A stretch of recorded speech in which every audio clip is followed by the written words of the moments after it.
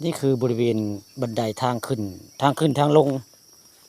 วัดถ้ำผาพึ่งบ้านม่วงคำตำบลนาตาดแดนนี่คือบันไดวัดทางขึ้นทางลงแดนนี่ผู้ข่ามานี่ก็ได้มาพ่อเขกบ้านเขกเมืองได้เพิ่นมาเที่ยวมาชมง่ายมีเมฆข่าวมาผู้หนึ่งได้แล้วก็ผู้ชายกับคนหนึ่งได้นี่มาทำกันอยู่3 คนได้พระเจ้านั่งเนี่ยมีผู้ชายมาเที่ยวง่ายมาเที่ยวมาชมพี่โน่นอยู่พุทธศาสตร์เพิ่นมาหมดนี่มาพ่อกับเจ้าก็เลยทักทายกันเนาะเพิ่นก็โคเพจโคไลน์บุคคาได้เจ้ามาทางโอ้ไก่ได้มาทางไก่ได้เพิ่นมาตรงเทมไทยพุทธศาสตร์นี่เพิ่นขับรถยนต์มาได้อันนี้มากันอยู่3 คนผู้ใดมาตรงเทพพุทธในข่าวก็มีคนธรรมดาก็มีได้ผู้ข่าก็เลยทักทายกับเจ้าแล้วก็เพิ่นขอเบอร์ไว้เนาะมาหาหน้าก็ใช้โทรถามเพิ่นเว้ามี2 ผู้ชาย1ได้มาเจ้าขับรถเก่งมาได้มาไกลถึงกรุงเทพผู้ข่าวเอามาไกลถนนพระเจ้ามาเที่ยวง่ายๆวัดว่านี่แหละวัดพระพึ่งนี่แหละแต่มีข่าวมานำได้นี่บริเวณวัดพระพึ่งบ้านม่วงคำตำบลนาตาลแล้วนี่ตอนเลงกสิคำได้ข้าพาตะคำมาชมกำลังซิมืออะไรบ้านนี้เป็นย่างหลอกมือแล้วบ้านนี้ตอนขึ้นกระท่าอยู่ได้ตอนลงกระท่าอยู่บ้านนี้นี่แหละวัดพระพึ่ง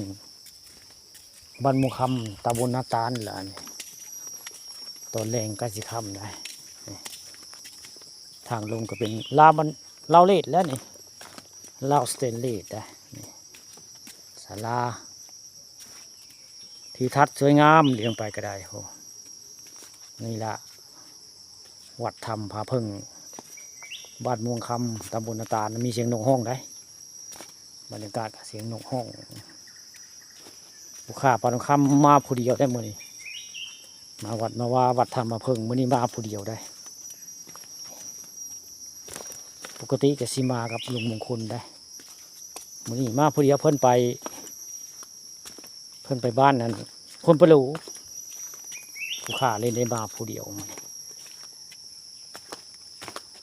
นี่แต่บันไดทางขึ้นทางลงวัดถ้ำผาพึ่งละนี่วัดถ้ำผาพึ่งบ้านวังคำนี่แหละบันไดทางขึ้นทางลงละนี่ใครรู้จักผู้ข้าพลังคำพาชมมาให้เบิ่งเรื่องจริงพันจอแหละบันไดทางลงทางขึ้นวัดถ้ำผาพึ่งบ้านวังคำตำบลนาตาลเป็นแบบนี้แล้วนี่ลาวเลดได้คักสั่งโดยพระอาจารย์เปานะแต่เพิ่นไปปีกวิเวกก็ได้จังหวัดเพิ่นสิมาเพิ่นไปเพิ่นเลยไปทางชัยภูมิบอกเพิ่นว่าพระอาจารย์เปานะแต่มีครูมาอยู่ใหม่นะเสียงนกกระจุกกระห้องตอนค่ำๆแต่ผู้ข้ามาผู้เดียวมื้อนี้กำลังสิมือได้นี่กำลังสิมือถ่ายมากับถ่ายตอนมือแหละนี่แหละบันไดทางขึ้นทางลงวัดถ้ำผาพึ่งบ้านม่วงคำตำบลนาตาลตำนานเมืองบางบดเมืองเบลลุงป๊อกหายไป2 มื้อ 2 คืนแหละนี่